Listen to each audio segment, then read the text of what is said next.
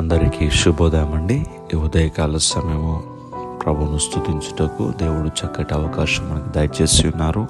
September నెలంతా కూడా దేవుడు కాచి కాపాడి భద్రపరిచి మనందరికీ అన్ని రీతులుగా సహాయం చేసి మరొక నెలలోనికి అనగా అక్టోబర్ 1వ తారీఖులోనికి మనం ప్రవేశించడానికి దేవుడు ఎంతగానో సహాయం చేశారు.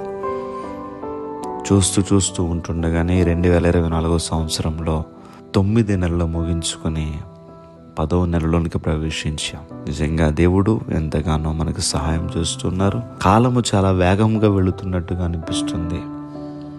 దేవుని బిడ్డలారా, మరి అక్టోబర్ నెలంతా కూడా దేవుడు మనకు తోడుగా ఉండులాగున మనం ఆయన చిత్తాన్ని నెరవేర్చే బిడ్డలుగా ఉందాం. ఈరోజు దేవుడు మన కొరకు సిద్ధపరిచిన వాక్యమును చదువుకుందాం. నీ రాకపోకలందు యెహోవా నిన్ను కాపాడును. దేవుడు తన పిల్లలను రాకపోకలందు కాపాడతారని మాట్లాడుతూ ఉన్నారు.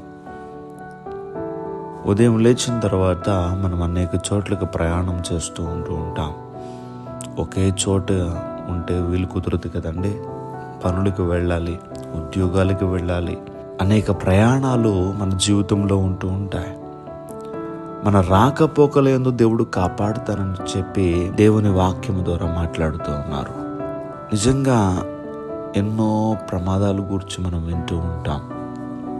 మనల్ని అయితే దేవుడు ఎన్ని మార్లు కాపాడుతూ ఉన్నారు. చాలాసార్లు మేము వెళుతున్నామండి, కుక్క సడన్గా వచ్చింది, పడిపోయాం, దేవుడు మమ్మల్ని కాపాడారు. ఇలా వెళుతున్నామండి, ఎదురుగా వచ్చి ఒకరు గుద్దారు, దేవుడు మమ్మల్ని కాపాడుతున్నారు. ఇలా ఎన్నో సంఘటనలు వింటూ ఉంటాం. నిజంగా దేవుని కాపుదల. ఇంకా ఆశ్చర్యకరం ఏమిటంటే, విదేశాలు వెళుతున్నటువంటి బిడ్డలు, వారు భూమికి ఆకాశానికి మధ్యన ఆ విమాన ప్రయాణము, సముద్రము మీద నుంచి వారు ప్రయాణం చేసి వెళ్ళాలి కదండి.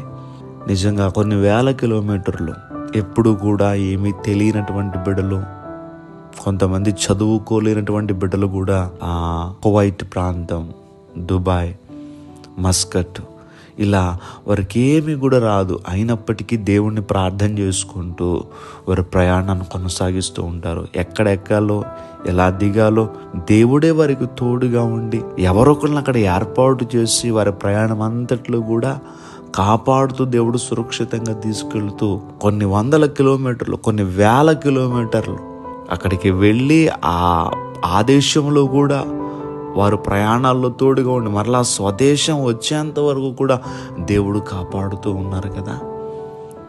ఇలా మనందరినీ కూడా మన రాకపోకల్లో దేవుడు మనల్ని కాపాడుతున్నందుకు దేవునికి మనం ఎంతో రుణస్థులమై ఉన్నాం. ఎన్నో ప్రమాదాలు, ఫ్లైట్, ట్రైన్, బస్ యాక్సిడెంట్లు వింటూ ఉంటాం. కానీ దేవుడు తన కృపచేత మనల్ని రాకపోకలందు కాపాడుతానని చెప్పిన రీతిగానే కాపాడుతూ ఉన్నారు.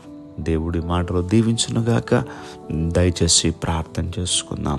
సర్వాధికారి అయిన దేవా, మీకు వందనములు. నిజమే తండ్రి, మా రాకపోకల్లో మీరు కాపాడకపోతే తండ్రి మేము ఏమైపోదుమో.